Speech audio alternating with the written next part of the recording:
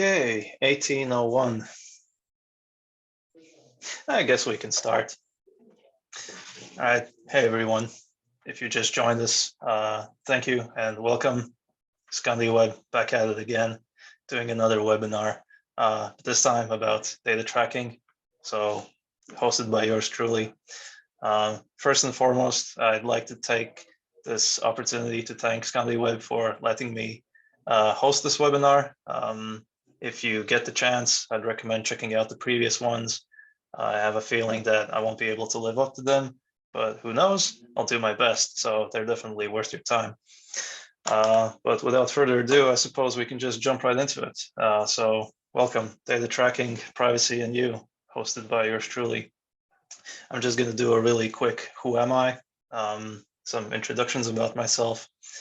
So hi, my name's Arthur. I work at Scandiweb. Big reveal, I know. I love IT. That's why I work at Scandiweb. I consider myself a jack of all trades and a master of none. I've always had this outlook that I'm the kind of person that isn't particularly skilled at one particular thing, but I'm pretty good at a lot of things, and that's kind of my salvation, saving grace. That's my strong point right there. And also I love web scrapers and automation, but I suppose if you talk to any IT nerd, they'll tell you the same thing. And I love penetration testing. I got into, well, I can't call myself a penetration tester for real, since I've never been hired by any company to do it for them, but I find the subject very fascinating, and I got into penetration testing way before I got into Scandiweb. I've always been fascinated with hacking and finding creative solutions to various problems. So, and with penetration testing comes the topic of privacy. So I was pretty much privacy oriented before I started working at Scandiweb as a data tracking setups guy. So that's what I do here on a daily basis. So disclaimer, I know nothing, okay? I'm not a legal expert. I am also not an IT wizard. I'm also not a cat. I am an imposter, and I'm proud. Especially in the IT community, especially, people talk a lot about the imposter syndrome. I think it's an imposter's advantage, because if you go around and you just assume that you know everything, or you try to conceal your lack of knowledge and just assume that it's going to solve itself somehow, that's not good. You should instead turn that disadvantage into an advantage. And if you have any dumb questions at all, there are no dumb questions. If you raise your voice, somebody else is going to say, yeah, actually, I don't understand this either. So it's a win-win. In the IT community, especially, you're always learning something new. And my computer's lagging, I suppose. Yes, and growing up, I did a bit of karate. My sensei once told me, and he's a black belt, he told me black belt should assume that they are still a white belt, because if you go with this mindset out into the world, even though you have a black belt, but you have this mentality of a white belt, any person you have any interaction with, you might be communicating with, you will just automatically assume that they know something that you don't, and you have something to learn from them. And I think that's a very valuable, very good mentality to have. So I try to emulate the same in my daily life. Also, this talk is going to have a lot of segues and derails, so just be warned. Okay, let's give it some time, because that's, yeah. Okay, the objective is very simple. So we want to talk about data tracking, we want to talk about privacy. I intend to start a discussion. Maybe after this webinar, you'll phone up your mom or your dad, and you'll start talking about data tracking and privacy. Probably not, but what I can hope for is that maybe after this webinar, you will have raised your personal awareness of information leakage and how browsers sort of the tools that you use on a daily basis, what holes that they have, what disadvantages that they have, and how different tracking vectors aim to retrieve your information and use it for malicious deeds. Also, to confirm to myself that I'm a spiritual, lyrical, miracle individual. That's me. Don't count me out. Next slide. Okay, data tracking, privacy, and you. It's in the title. So before we talk about data tracking, we have to talk about data. But what is data? Well, I don't know, but I do know that the word data is synonymous with the word information. And information, that smells like information technology to me. So here we have a computer. Let me just say that information technology has nothing to do with computers. There, I said it.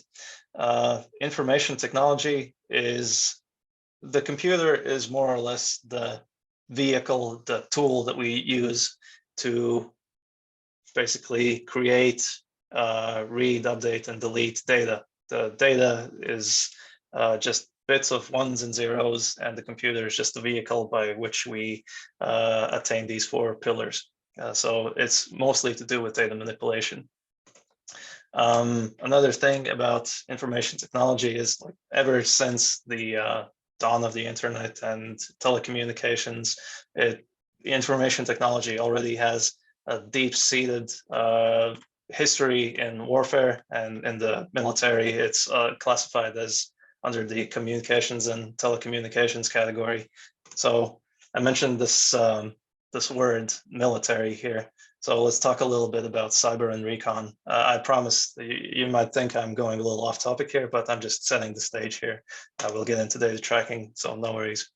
If you're involved in a conversation with another party, you might think that it's only between you and the opposing end.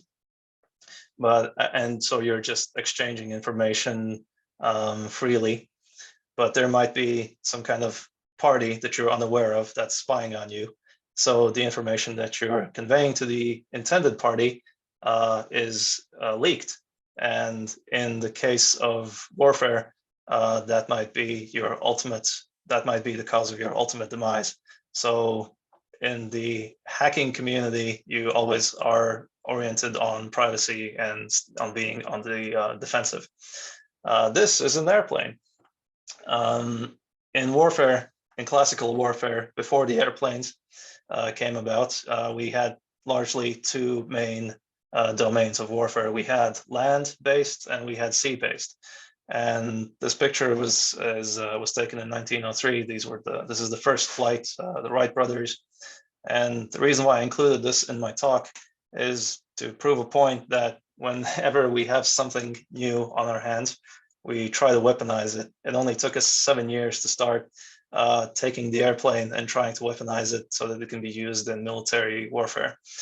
So January 19th, 1910, we dropped our first dummy bombs to test the, I guess, physics, aerodynamics, the application of such an attack. And in June that same year, we did our first reconnaissance flights, and we took pictures of soldiers below, enemies below. So I suppose that's why the Vietnamese soldiers, I think, they have those hats, but they also are tied to a string. So when they see an enemy airplane, they would just take off the hat and it wouldn't fall off. And the enemy high up above wouldn't be able to count the number of soldiers on the field. And in 1912, we attached a machine gun to the Wright Model B airplane and just started spraying bullets from high up above. That to me is crazy. But cyber is the fifth domain. So we had land, we had sea, we had air, we also have space. But cyber is a fifth domain. And I included a quote here the warfare capabilities of the new domain were being tested long before the public was made aware of such practical necessities for it. I'm going to repeat this one more time, just a little bit more slowly. So the warfare capabilities of the new domain were being tested long before the public was made aware of such practical necessities for it. Notice how I didn't mention airplane in this sentence. It could just as easily be applied to cyber. If you replace domain with cyber, it's just as applicable.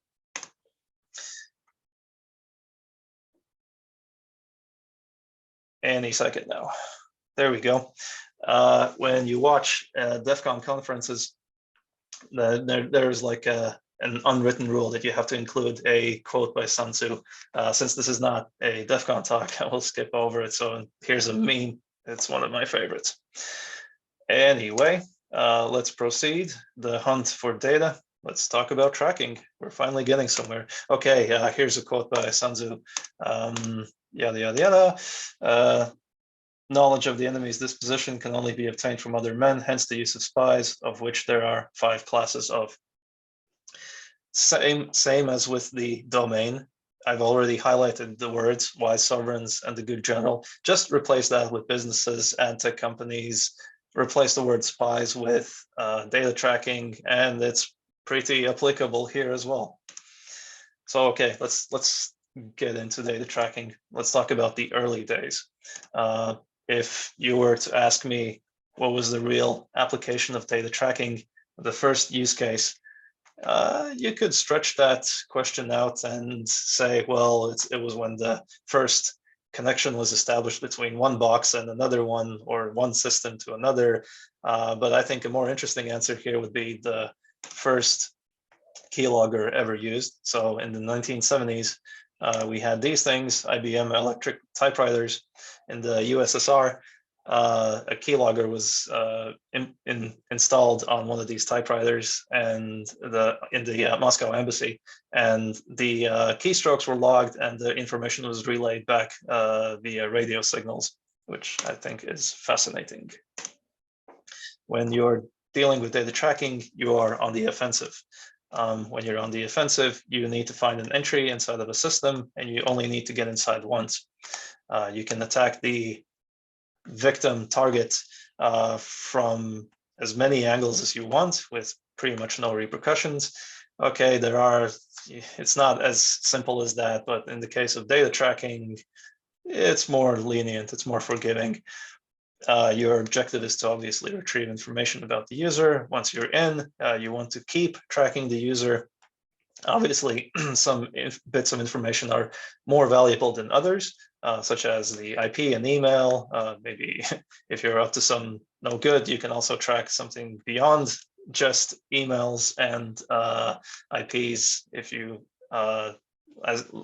for example, you set up a keylogger as well, then you can also retrieve more sensitive information than that, credit cards. But this isn't a talk about that at all. And in the hacking community, you're on the red team. When you're on the offensive, you're on the red team. So the red team implies that there's also an opposite, that there's also a blue team. And if you're dealing with data tracking, what's the opposite to data tracking? It's privacy. So when you're on the defensive, your defenses have to be up 24/7. Yes, you are on the blue team. You have to keep your defenses up 24/7. And you're only as strong as your weakest point, because the red team guys, they will attack you from many different angles. They'll find some kind of weak point, and then they will exploit it. And then they're inside of your system, which is not good. Here's a little thought experiment for you. I promise we'll get into real data tracking right after this, but I'm almost done setting the stage here. I'm going to drink some water, and I want you to fill in something and something else with 2 opposites of your own choosing.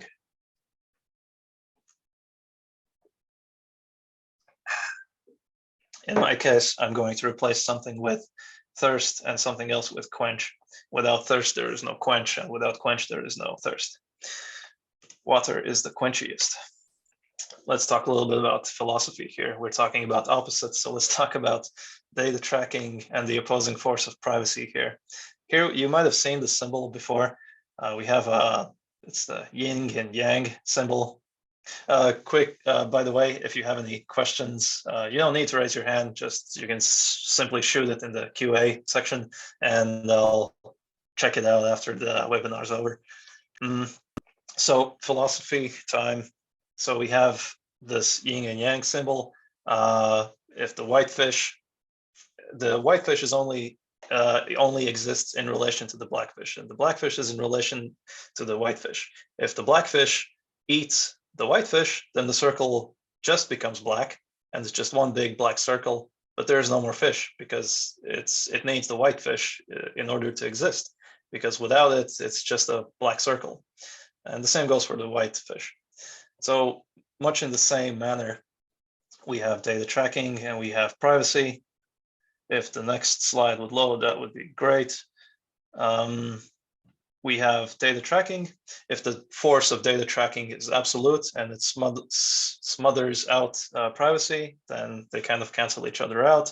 And if the opposite is true and the force of privacy completely overwhelms the data tracking, then there is no one or the other. It's just the new status quo.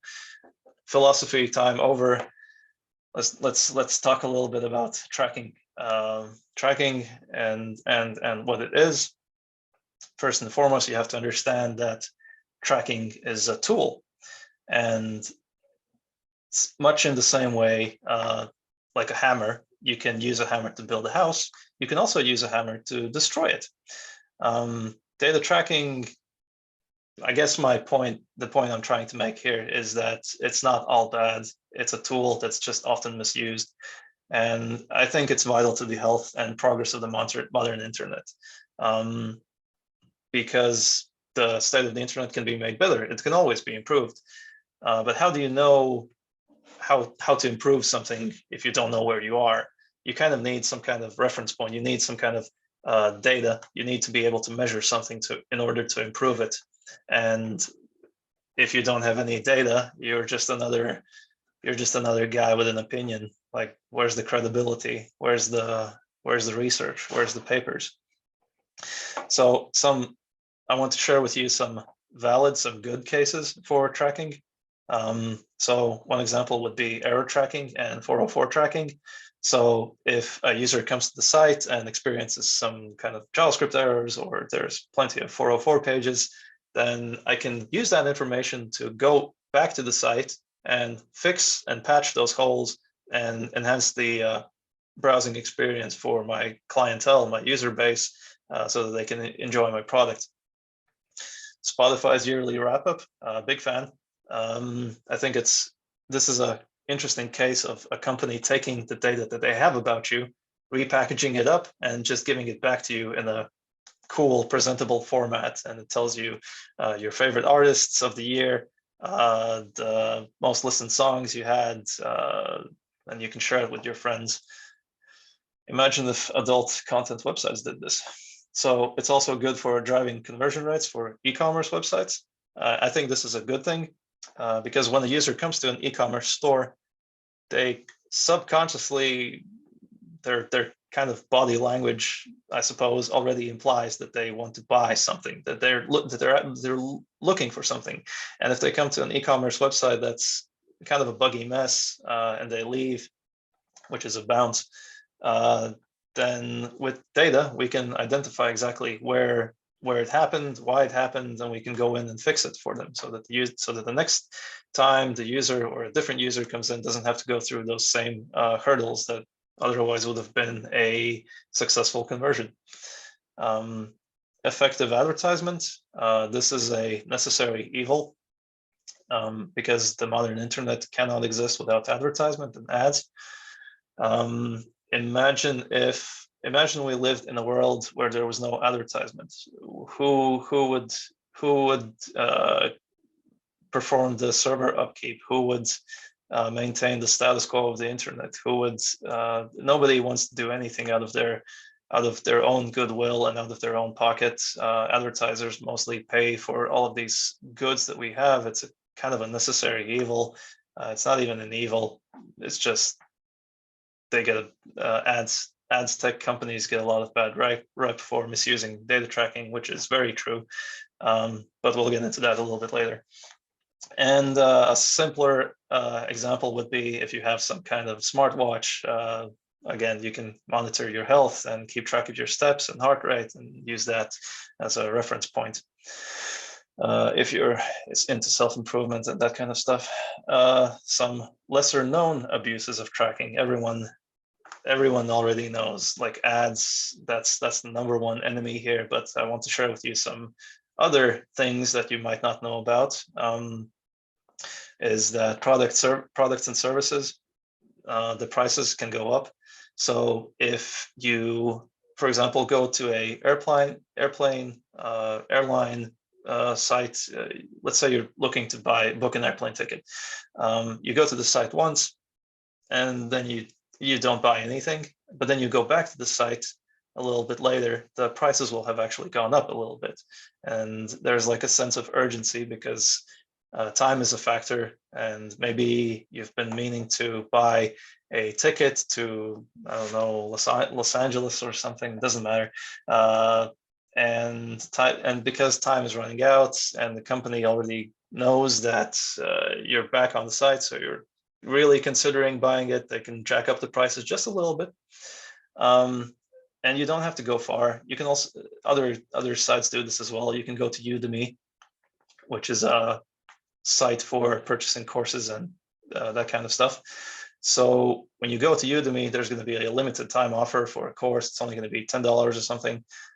And when you go back to the site later, their prices will have gone up just a little bit, and they'll also be still on sale, but then the sale timer will run out.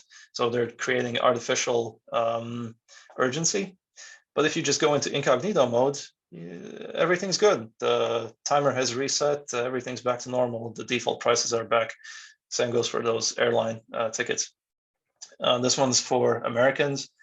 If you have some kind of ailment and you Google your symptoms before applying for an insurance company, then once you apply for it and then you try to cash in on it, well, insurance companies have your data.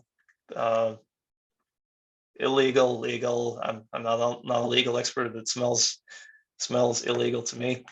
But your premiums will go up. So in this case, you should not Google your symptoms on the ClearNet. You shouldn't use Google Chrome. You should use either a VPN or Tor, even if you're that concerned about privacy. Another case for tracking not being in the best shape today. If the slide will load, that was a lot of clicks. Gambling sites are completely rigged.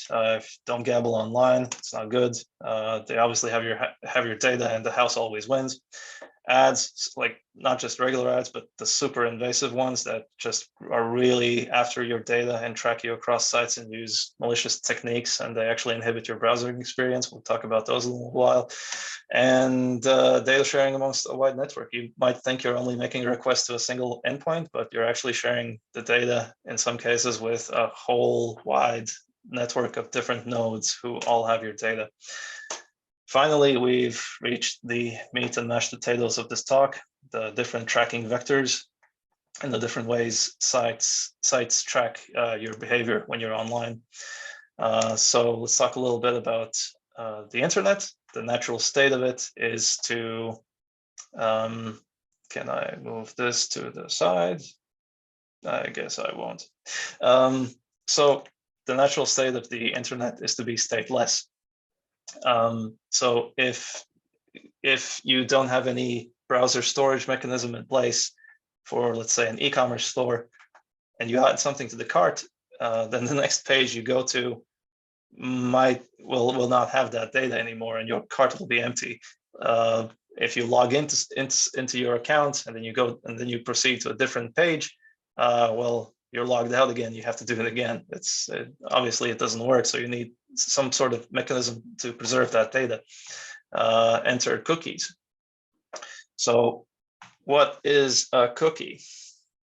I'm not I'm not going to go super deep into it like I did last time, but cookies, it's basically a string of characters that's no larger than 4 kilobytes in size, and it lives in your browser and is tied to the domain it was written by. That's it. You now know what a cookie is.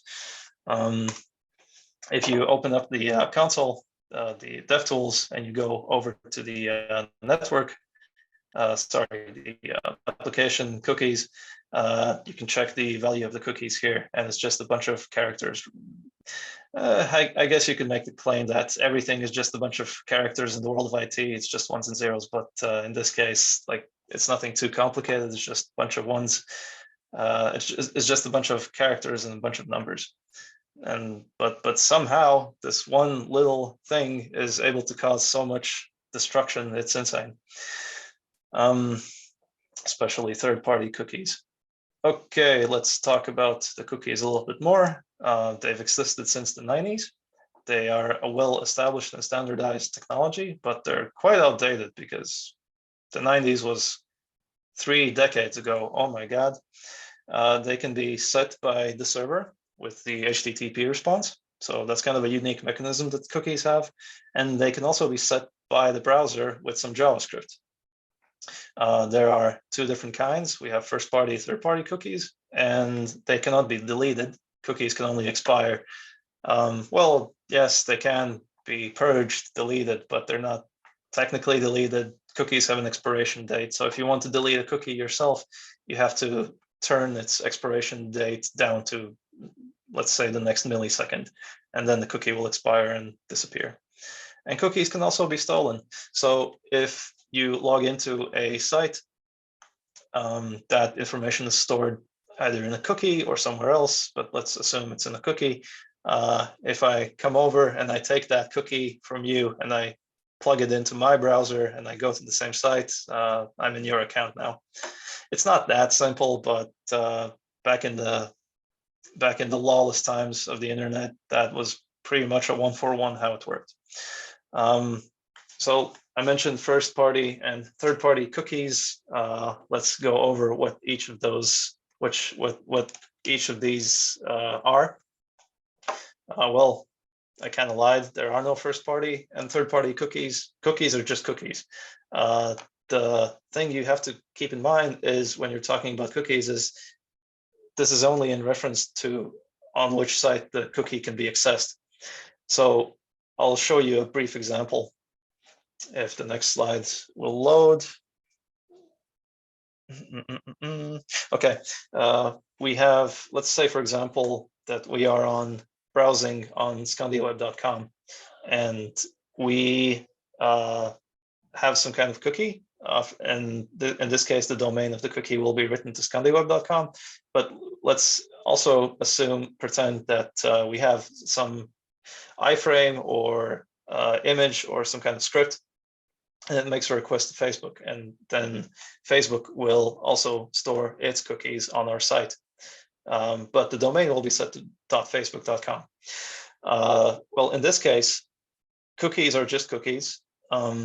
This Scandiweb.com cookie, because we're on the Scandiweb.com website, it will be a first-party cookie, but the Facebook one will be a third-party cookie. How do we know this? We have to look at the effective top-level domain +1. The effective top-level domain is the .com in this case, +1, so Scandiweb, Scandiweb.com. Yes, it matches this, Scandiweb.com. No, it doesn't match Facebook.com. But then when we go to Facebook, and let's say, for example, we inject some kind of script and it makes a request to Scandiweb.com. In this case, the Facebook cookie that we had previously, it's now a first-party cookie because now we're on Facebook.com. And the Scandiweb cookie is a third-party cookie. But the cookies, especially third-party cookies, when you go to a different site and later you make a request to Facebook, that same cookie will always be with you. And this is how ad tech companies keep track of the user. They can start to build a profile on you because of the third-party cookies that you're carrying with you. Every time you make the network request to Facebook.com, you always have that I guess, identification token. So Facebook always knows what your browsing experience is like, which sites you frequent, and then these ad tech companies can then use this data against you for really effective ads and ad targeting.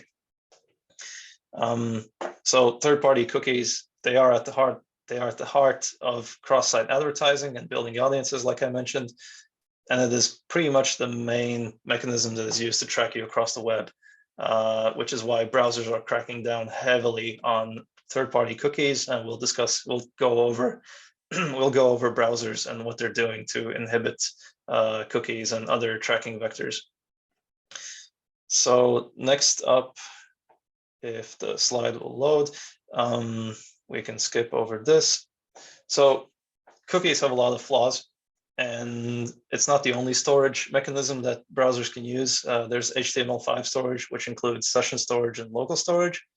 I think we might be running low on time, so I'm gonna pick up the pace. Well, it's been 32 minutes already. So we have local storage, and the difference between local storage and session storage cookies is that local storage can only be accessed and set with JavaScript, whereas the cookies can be set with also HTTP responses. They are partitioned by origin, and they are unusable in cross-site contexts. They do not expire, unlike cookies. They persist from one tab to the next one. The storage is much larger, and session storage is pretty much the same, except it's more brittle. It persists during the session only, and it is cleared when the tab is closed or when the session has ended, and they do not carry over to other tabs. So let's go over a really quick example. Local storage. This is in the console. We have a value, we have a key, we set the key value pair, and then we can retrieve that information. ABC 1, 2, 3. Good.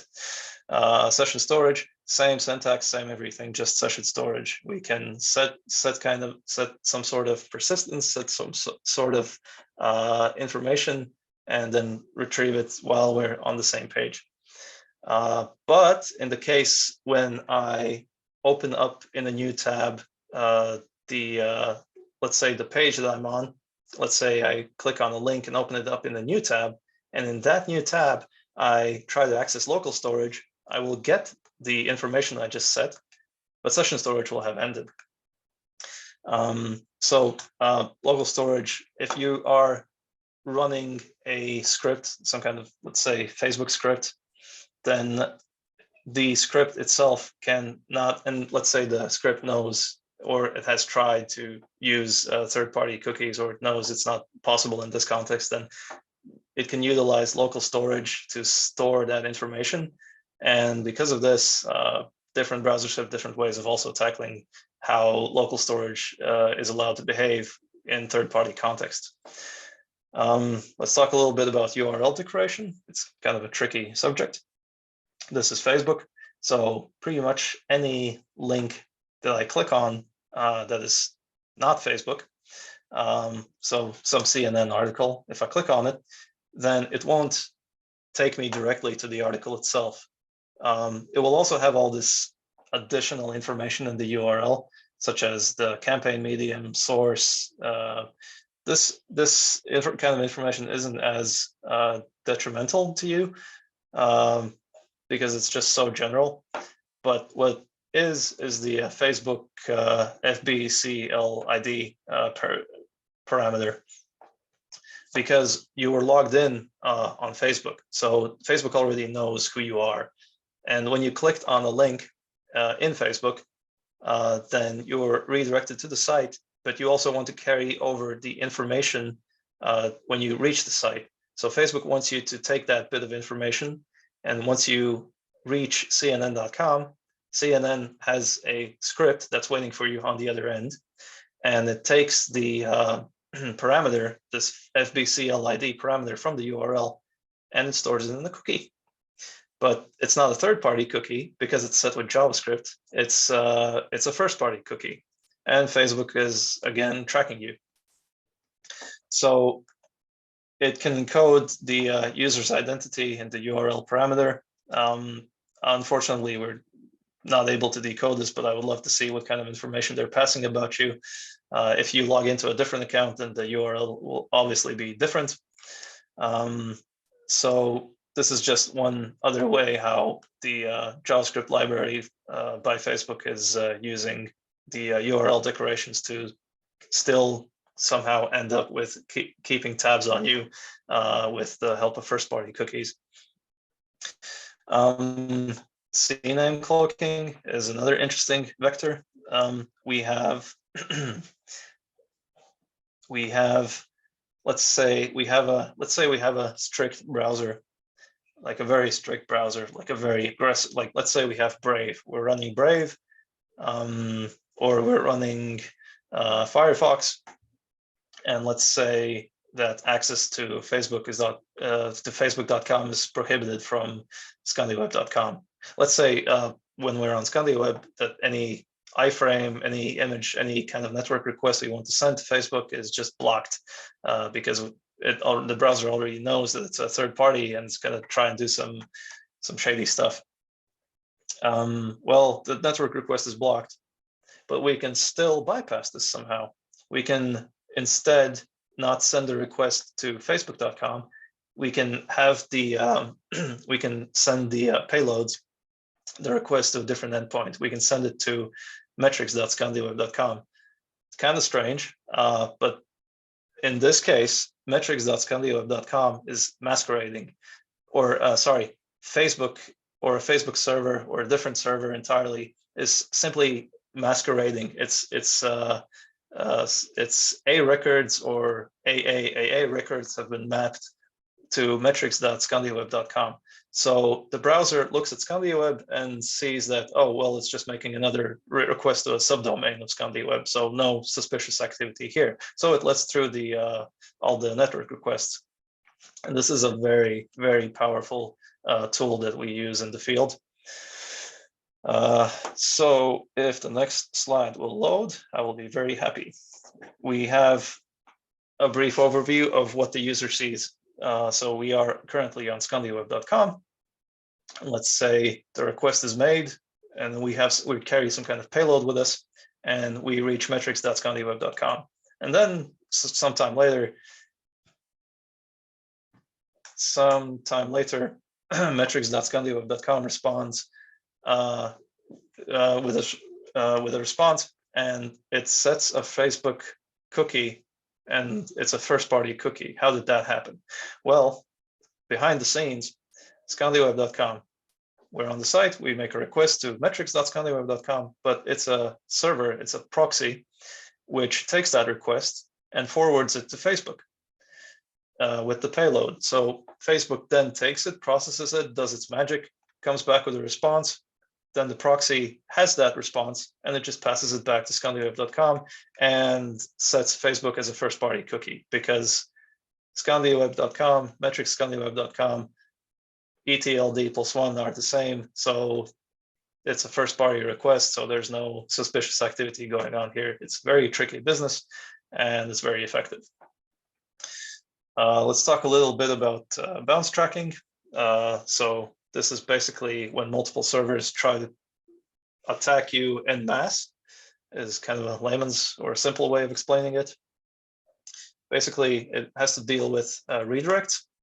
Redirects on their own are a perfectly valid mechanism that's used on the internet.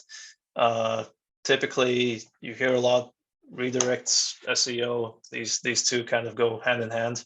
So when the URL site changes, for example, you don't want the user to click on the dead link and not be redirected to the new URL, which still has the content and the site is up and running. So that's why we implement redirects. And there's also other applications for it. But in this case, it can also be used for a malicious activity.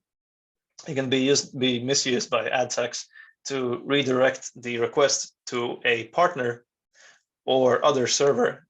So every time, and then that server makes a request to a different server, and then you go through like 5, 10, n amount of different redirects. And every time that redirect is made to that different sister server, then your information is being passed from one hand to the other, until finally you get redirected to the final endpoint.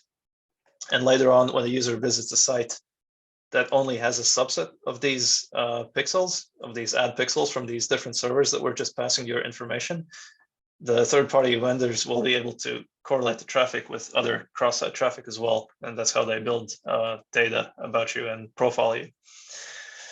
This is like a quick overview of how it works. So if I'm on tracking.mysite.com, it's making a request. It goes to bounce.vendor.1, vendor1.com, which makes a request to vendor2.com. Also, the third-party cookies are included, and then that makes a request to another one, and finally reaches its end destination. And it's very simple to see if a site is abusing this technique. All you need to do is open up the Networks tab and just sort by status code, by network status code. And if you see that a site has a lot of redirects, then it's abusing this technique 100%. And this, in this case, I have no, this is CNN.com. So if you want, you can go and verify for yourself. Digital fingerprinting is another attack vector. So fingerprinting is basically when I collect a lot of metadata, a lot of information about you that isn't the data itself. It's the metadata about the data. Let's say, for example, after this webinar, you are going to make a phone call and you're going to tell the other person how awesome the webinar was, and Barack Obama is going to respond, "Wow, that's amazing. Can you tell more?" So after you're done, what just happened? Well, let's say, for example, that I wasn't listening in on your conversation. So let's pretend the things that you discussed over the phone is the data. So in this case, what is the metadata? Well, the metadata is the place where you place the phone call from. It's the duration of the call. It's the contact that you phoned. It's all these other like tidbits of information. If I have a lot of metadata about you, then I can have a better understanding about you as a person than if I was listening to you speaking over the phone. And I think this metadata concept also ties in with digital fingerprinting, because when you visit a site, you make a request, but the request isn't just like, hey, give me HTML, CSS, and JavaScript. You're also giving out bits of information about your computer, and not just your computer, but also your time zone, your IP, the screen size, the hardware that you're using, the graphical hardware, and all these other flags are also passed along. It's kind of like when you write a letter or an envelope, and all the metadata in this case would be the handwriting, if it's a handwritten letter, the postage stamp, the place at which you sent the envelope. So much in the same way, network requests also leak all this information about you. And when it comes to digital fingerprinting, the two most sought after bits of information is your IP and your email. Your email isn't as metadata-y as all this other technical data, but it's still very valid in this case, because an email is a very personal and sensitive thing. So you should, so you would want to keep it concealed. I'm probably not going to have enough time, but I would have a bunch of examples of how an email can be leveraged to your advantage if you have a target's email. But I'm going to tell you a little story about an IP address workaround thing that I did. So I have to tell the story.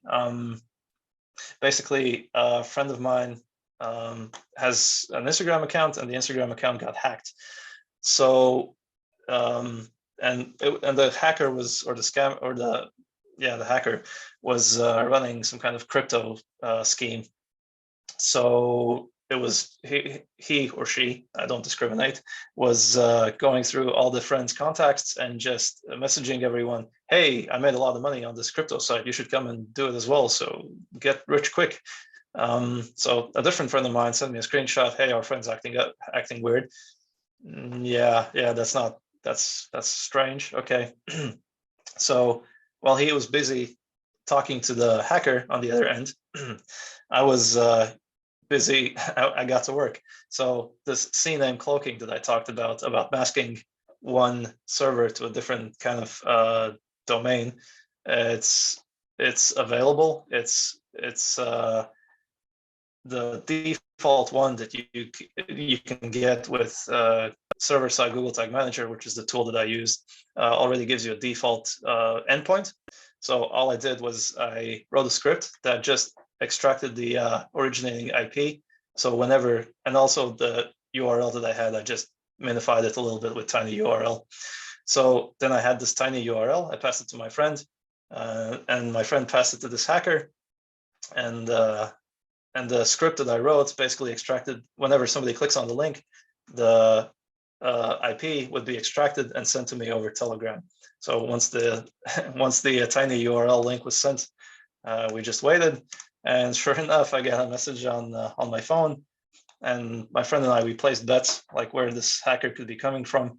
My bet was India, his was something else. So we went to what is my IP address, punched in the IP, and turns out it was Nigeria.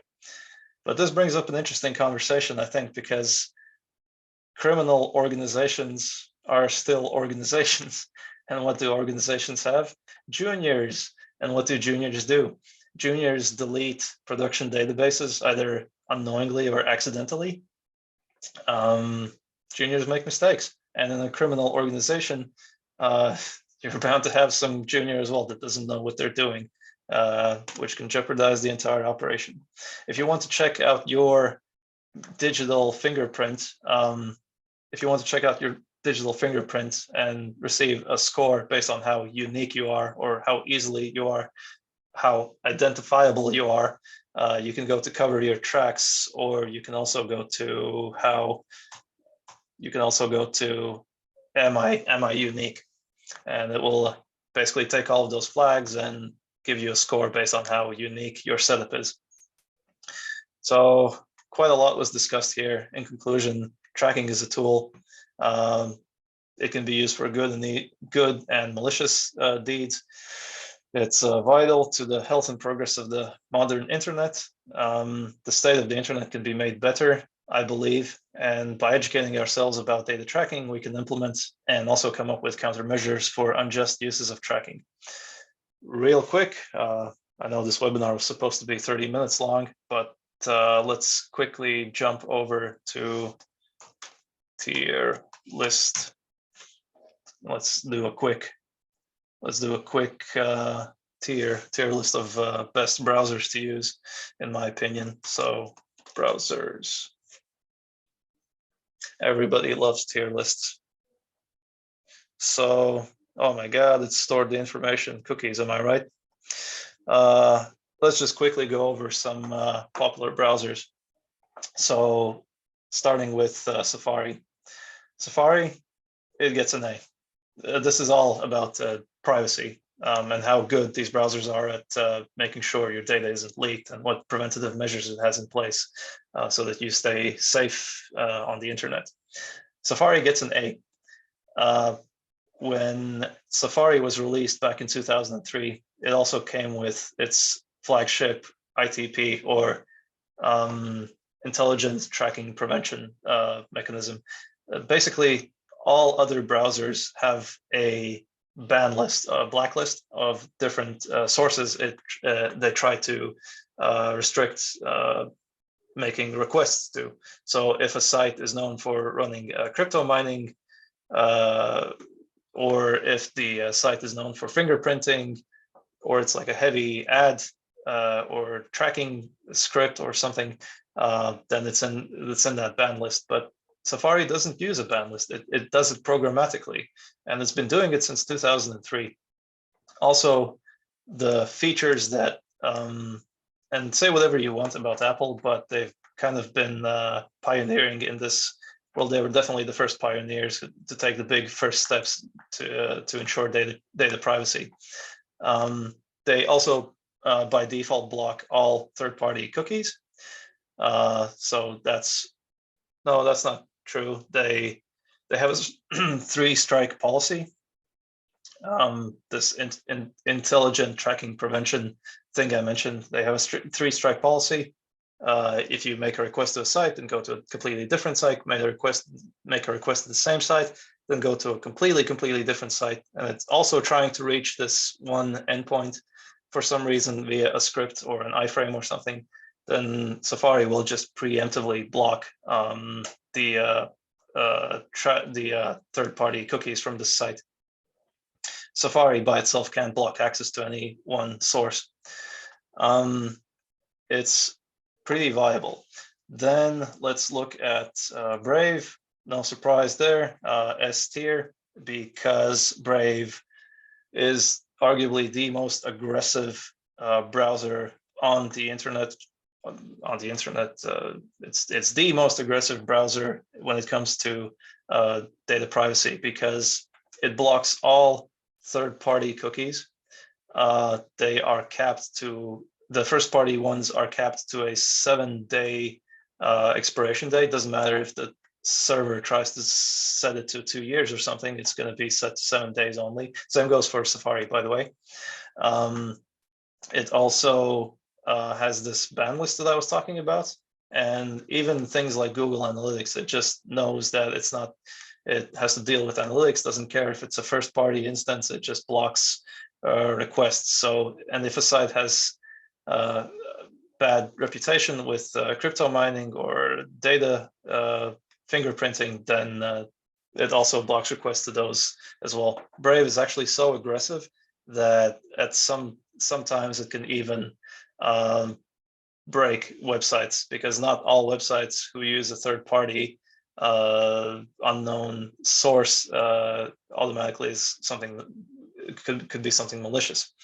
But Brave definitely is, and it's also pretty good at mimicking other browsers. If for some reason a browser tries to fingerprint Brave, then Brave has a mimicking technology implemented where it tries to, where it mimics other browsers. So if I'm trying to fingerprint Brave, it's going to pretend like it's Safari, and then the next time I try to fingerprint Brave, it's going to pretend like it's Firefox or something.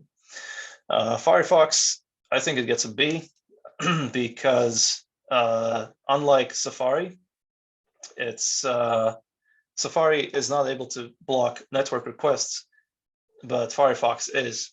But its third-party access policy is a little bit more lenient. So if you're, I would say, if you're more security concerned, I would go with Firefox without inhibiting your browsing experience, whereas Brave can sometimes break sites.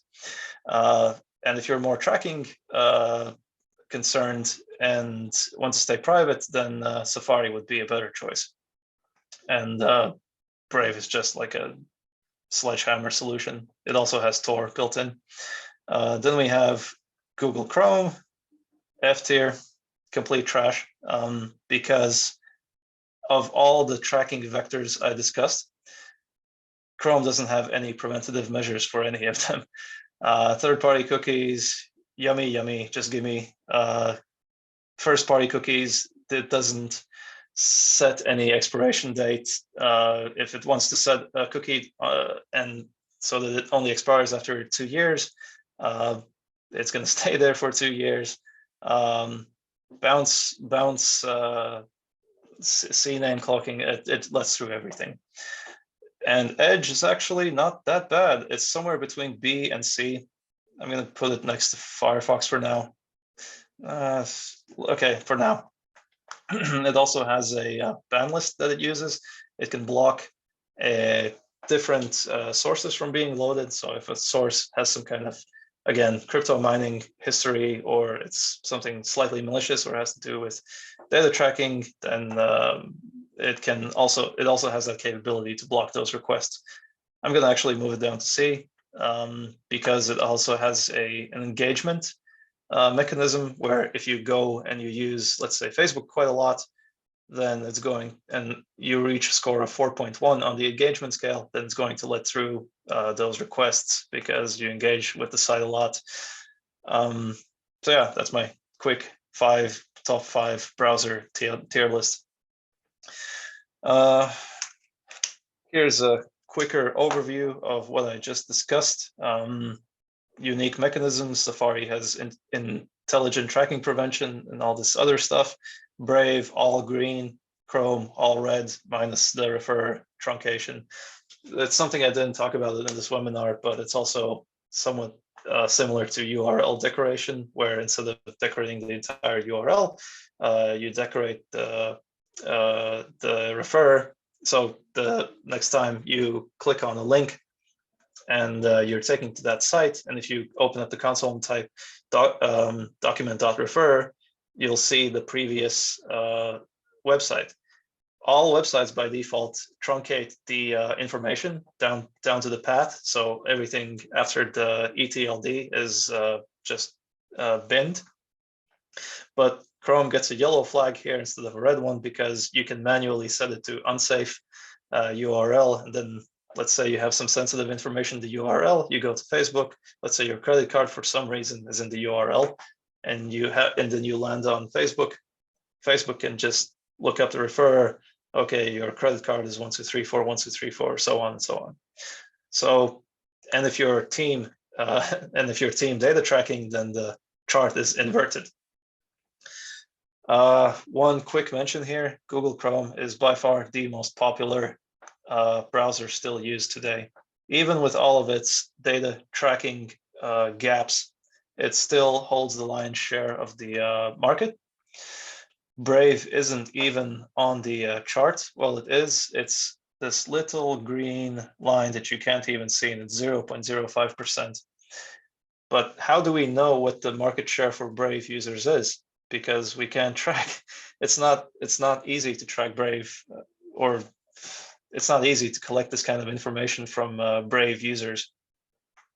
And even if you think you collected data about Brave, maybe it's masquerading as actually Google Chrome or something else. So it's a little bit tricky. But this data, I think, is pulled from their own website. They claim that they have 20 million downloads, 7 million users per day. So I guess it would be an interesting question to ask the people here if they use Brave, and if it's even a few people, then that's definitely way more than 0.05%, because it doesn't seem right. I hear a lot about Brave, but this pie chart doesn't seem accurate. This webinar is coming to a rapid close. It's going to be a perfect 1 hour, I think. Let's talk real quick about the future of tracking and my predictions. GDPR regulations are becoming more enforced. You might have heard about from different news outlets about France enforcing or not complying, not being okay with your data ending up on Google servers, which are located in America. Because how can European data end up on an American server, and then American three-letter agencies like NSA have access to that data as well? It kind of doesn't seem right. And also, it's not as easy as saying, oh, well, my website is, I'm in America, my website is America-based, so I don't have to be GDPR compliant. Well, it's kind of a global thing, actually. So you can't really get away with saying that. So I think in the future, GDPR is just going to be more and more enforced. But the problem with that is legislations,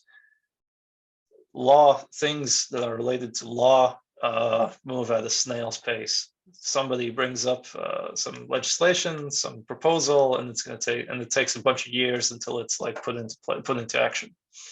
Server-side tracking will definitely become more dominant, as we discussed already. CNAME cloaking is a very powerful technique that is used, which allows us to set first-party cookies and also split data streams from one into many, and do all this other crazy acrobatics and gymnastics. More mimicking and data garbling. Brave is the new pioneer in data privacy. It's so much so that I'm willing to say that it's kind of experimental because they hold such a small share of the market of the users. So it's able to go really gung-ho and try out different techniques. If Google Chrome, for example, were to do something like that, it wouldn't fly over. It just wouldn't work. Google's privacy sandbox. I'm not an expert on this, but there are talks about implementing Fledge and the Topics API. Here's a quick little summary about what one and the other is. As I understand it, the future or the push that Google is trying to go for is that browsers instead themselves will pass relevant information about the user, so sites won't be collecting it, it's just the browser itself. And then this data that gets passed, you'll be put into an interest group, and then advertisers can join auctions to decide what ads to show, and the browser then will render the ad based on the, I guess, buyer and seller consensus. I would suggest reading up on it a little bit on your own. As I mentioned in the disclaimer, not a legal expert, not a expert on this one especially. And the Topics API is also theoretically another way how we could pass information in a safe manner to advertisers. So instead of passing data directly, we sort of want to decouple from that system, and we want to pass the browsing history, but also in a safe manner. So if I'm browsing in the past week a lot different clothing lines, and let's say I'm really interested in shoes, then the Topics API would have this topic of interest, and later on would give it to the advertisers, the advertising partners, and then the advertising partner would then use this topic and target you with those relevant ads. And you would be, as far as I understand, the Topics API would be capped to a 3-week lifetime. So because the users' preferences change over time. Wow, that was a lot. 1903. To any survivors in the webinar, hats off to you. I'm willing to accept any questions that you may have. I'm just going to go over to the Q&A section. So let's start addressing some questions you might have had during this this webinar. So some sites ask questions like, do you know sites these? Yes. So data consent is another topic. Basically, this is the GDPR that I mentioned. So when the user comes to the site, they definitely have some kind of service running where they utilize cookies. And when a site uses cookies, especially third-party cookies, they have to be listed. The user has to know what data they're about to be distributing and how it's going to be used. So because there are these rules and regulations in place, when you come to the site and you're presented with this banner saying, hey, we track your data, here's the different categories, and you can opt in and out of them. Then based on your choice, let's say you don't like ads targeting, so you opt out of that category and you go for just data tracking because you think, well, analytics, it's just analytics, it's fine. Then based on your consent choice, it would restrict access to those services so that the cookies wouldn't be dropped, so that you wouldn't be so that there would be no cross-site tracking afterwards, which could hurt you. Can incognito help with reducing data tracking? Yes, of course, because when you go into incognito mode, your cookies are flushed. I think if you go into Brave's incognito mode, it's like another layer of protection that you have. But if you're using Chrome, I use incognito all the time. It's just like a really fast way of clearing all of my session storage, local storage. Pretty much I have a clean slate when I visit the site. They still have my originating IP, and they still can track me, but it just makes it a little bit more harder for sites that only use those third-party cookies, first-party cookies. Also, what about Tor browser? Is it better than Brave? Well, Brave already has Tor built in. So if you want, you can just go into the settings, and there's already like an option to just enable Tor so that your information just gets relayed from one node to the next to the next. I think it's a really cool feature, by the way, because, well, prior to Brave, I think it's like this kind of underground thing. You have to download Tails OS or something, and you have to be some Linux know-it-all. But no, it's now it's a super accessible thing that anyone can just download from the ClearNet, and there you go. You can access Tor. One thing I will mention is VPNs and Tor. I don't know if this information is going to be relevant to anyone here, but don't make the mistake of connecting to a VPN, then connecting to Tor. Use Tor and then connect to a VPN. That's perfectly fine. Thanks so much. This was... No, thank you. That's awesome. I'm glad you enjoyed. I can't believe anyone sticked around until the end. So that's super awesome. Any other questions in the chat? Maybe I'll check real quick.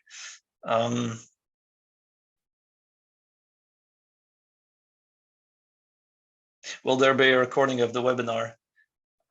I don't know. I think Anastasia can help you out there. Yes, definitely. And we will send all materials and the recording tomorrow to everybody who signed up on LinkedIn event or Eventbrite. And yes, by the way, Artur, there is questions also I sent you in Slack. Okay, let me just check it out real quick. I'm not sharing my Slack, am I right? Nope. All right, all good then. So,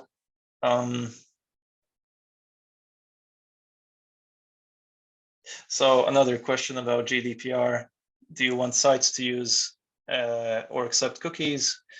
And there's rumored fact that even if you do decline cookies, they're still going to be accessible regardless of your choice. How true is this? Yes.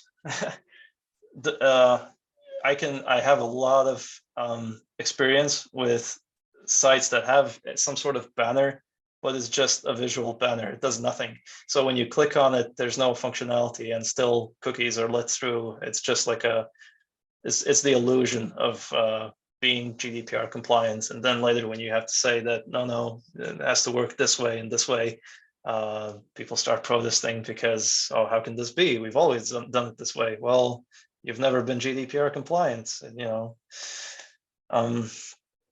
So then we also, what about Tor? Yes, I think I already answered that. What about DuckDuckGo? DuckDuckGo is pretty good. Another browser I didn't mention here was Chromium. Well, Brave, Google Chrome, and Edge are all Chromium based. But you can also just download the regular old Chromium browser, which is a headless browser. I've heard a lot of good things about combining ungoogled Chromium, Chromium with decoupling Chromium from Google. So having Chromium and just setting the default browser to DuckDuckGo. But lately, I think it's gotten a lot of slack.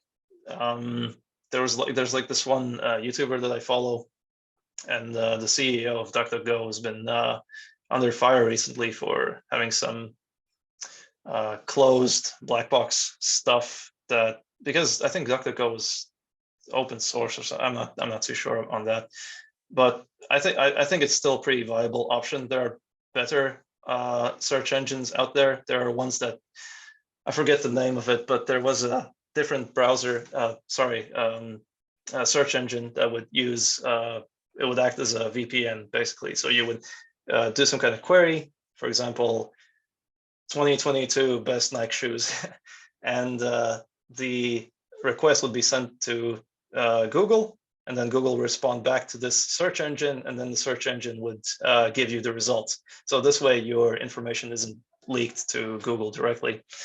And what about Ghostery browser? I actually have no experience with it.